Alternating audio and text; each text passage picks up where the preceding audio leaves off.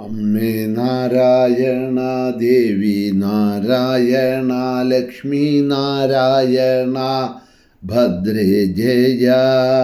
അമ്മേ നാരായണ, ദേവി നാരായണ, ലക്ഷ്മി നാരായണ, ഭദ്രേ ജയ. കൗമാരി കനകവജ്രാംഗി സ്കന്ദശക്തിസ്വരൂപിണി, ആനന്ദം ദേഹി മേ ദേവി കോടിസൂര്യസമപ്രഭേ. ദേവി ശരണം അമ്മേ. സുപ്രഭാതം, ശുഭദിനം.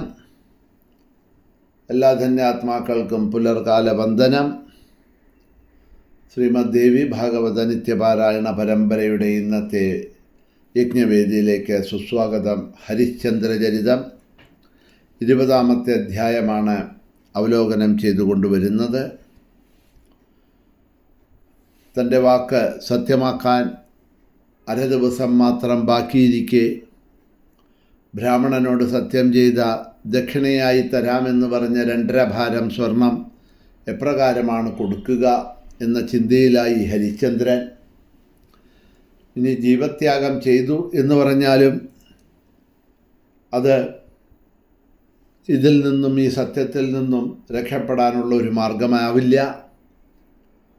അത് അസത്യവും പാപവുമായി തീരും എന്നെല്ലാം ആലോചിച്ചുകൊണ്ട് നിന്ന ഹരിശ്ചന്ദ്രൻ സ്വയം വിൽക്കുക, തന്നെയും ഭാര്യയെയും കുട്ടിയെയും, അതുമാത്രമാണ് ഇത്രയും ധനം നേടാനുള്ള ഏകൈവ മാർഗം എന്ന് വിചാരിച്ചു. മുഖം താഴ്ത്തിയിരിക്കുന്ന രാജാവിനോട് അദ്ദേഹത്തിൻ്റെ പത്നി കണ്ണീരൊഴുക്കിക്കൊണ്ട് ഗദ്ഗദത്തോട് പറഞ്ഞു, ഇങ്ങനെ ചിന്തിച്ചു കൊണ്ടിരിക്കാതെ സ്വധർമ്മം അനുഷ്ഠിക്കൂ. സത്യം പാലിക്കാത്തവൻ പ്രേതം പോലെ ബഹിഷ്കരിക്കപ്പെട്ടവനാണ്. സ്വയം എടുത്ത സത്യത്തെ പാലിക്കുന്നതിനേക്കാൾ ശ്രേഷ്ഠമായിട്ട് മറ്റൊരു ധർമ്മങ്ങളും ഇല്ല. മറ്റെന്തു തന്നെ ചെയ്താലും അസത്യം ചെയ്തു എന്നുണ്ടെങ്കിൽ അവയൊക്കെ നിഷ്ഫലമായിട്ടേ തീരുള്ളൂ.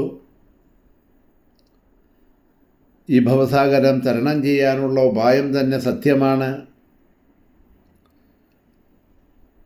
അതുകൊണ്ടാണല്ലോ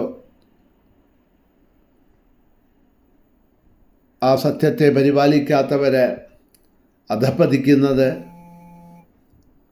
100 അശ്വമേധമോ രാജസൂയമോ നടത്തിയിട്ടും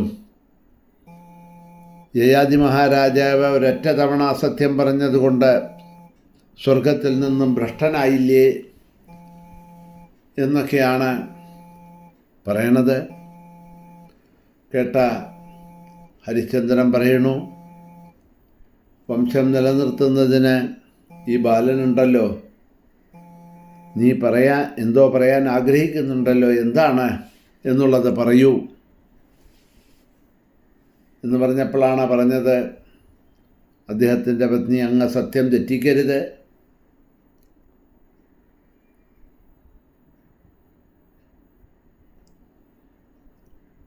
അങ്ങക്കിപ്പോൾ ഒരു പുത്രനെ ഞാൻ നൽകിയിട്ടുണ്ട്.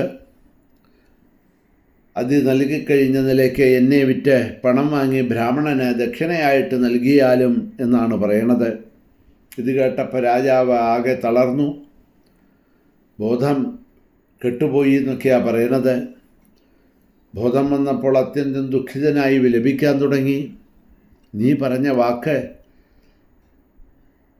എനിക്ക് താങ്ങാനാവാത്ത ദുഃഖമാണ് തരുന്നത്. പാപാത്മാവായിട്ടുള്ള ഞാൻ നിൻ്റെ മുഖം എങ്ങനെ മറക്കാൻ കഴിയും? നിനക്കത് എങ്ങനെ പറയാൻ തോന്നി? എന്നെ ദുഃഖിപ്പിക്കുന്നതായിട്ടുള്ള ഇത്തരം വാക്കുകൾ നീ എന്തിനാ പറയുന്നത് എന്നൊക്കെ പറഞ്ഞ് ഭാര്യയെ വിൽക്കാൻ ധൈര്യമില്ലാതെ വീണ്ടും ഇതാ മോഹാലസ്യത്തിൽ വീണു. മോഹാലസ്യത്തിൽ വീണ ഭർത്താവിനെ പത്നി ദുഃഖിച്ച് കരഞ്ഞുകൊണ്ട് പറഞ്ഞു, കഷ്ടം, ആരുടെ ദുഷ്കൃതം മൂലമാണ് അങ്ങക്ക് ഈ ആപത്തുണ്ടായത് എന്ന് അറിയണില്ല. മറ്റുള്ളവർക്കെല്ലാം ശരണം പ്രാപിക്കാവുന്ന അങ്ങ് ഇങ്ങനെ മോഹാലസ്യപ്പെട്ട് വീണുപോയല്ലോ. ആരാണോ കോടിക്കണക്കിന് ധനം ബ്രാഹ്മണർക്ക് ദാനം ചെയ്തിട്ടുള്ളത്, അങ്ങനെ പ്രിയപ്പെട്ടവായിട്ടുള്ള എൻ്റെ ഭർത്താവായി അങ്ങതായി ഭൂമിയിൽ ഇങ്ങനെ വീണു കിടക്കുകയാണല്ലോ ചെയ്യണത്. കഷ്ടം.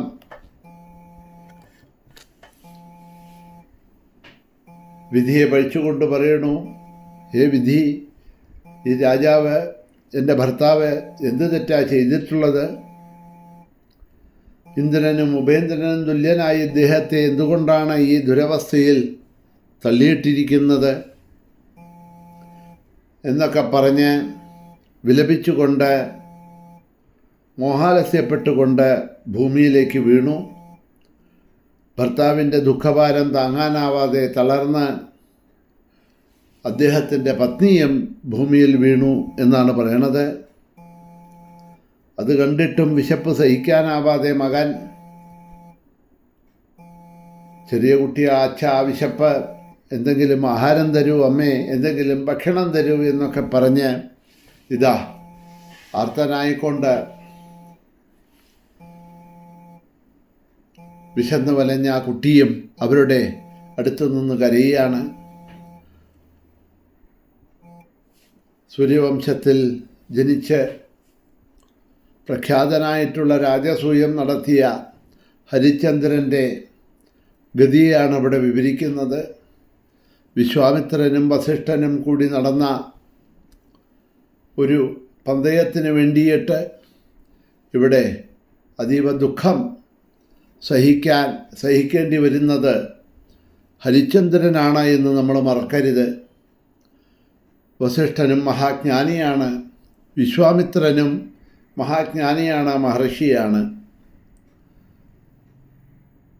വാസ്തവത്തിൽ ഒരു സത്യസന്ധനായിട്ട്, അതും ഒരു രാജാവ്, ഒരു ക്ഷത്രിയൻ സത്യസന്ധനായിട്ട് വർത്തിക്കുന്നുണ്ട് എന്ന് കേട്ടാൽ, അറിഞ്ഞാൽ ആ രാജാവിനെ പുകഴ്ത്തണം, അനുഗ്രഹിക്കണം. അതാണ് ബ്രാഹ്മണൻ ചെയ്യേണ്ടതായിട്ടുള്ള ധർമ്മം, ഒരു ഋഷി ചെയ്യേണ്ടതായിട്ടുള്ള ധർമ്മം. പക്ഷേ ഇവിടെ അതിന് വിപരീതമായിട്ട് ആ രാജാവിനെ അസത്യനാക്കാൻ, അധർമ്മനാക്കാനുള്ള വഴികളാണ് ചെയ്യുന്നത്. പന്തയം വെച്ച വിശ്വാമിത്രൻ ബ്രാഹ്മണനെ അസത്യനാക്കാനായിക്കൊണ്ട്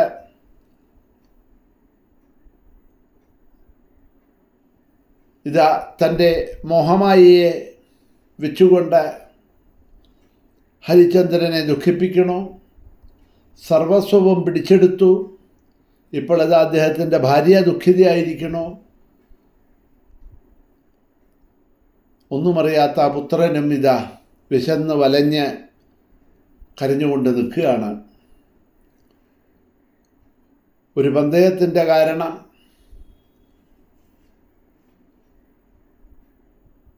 ആ വിശ്വാമിത്രൻ്റെ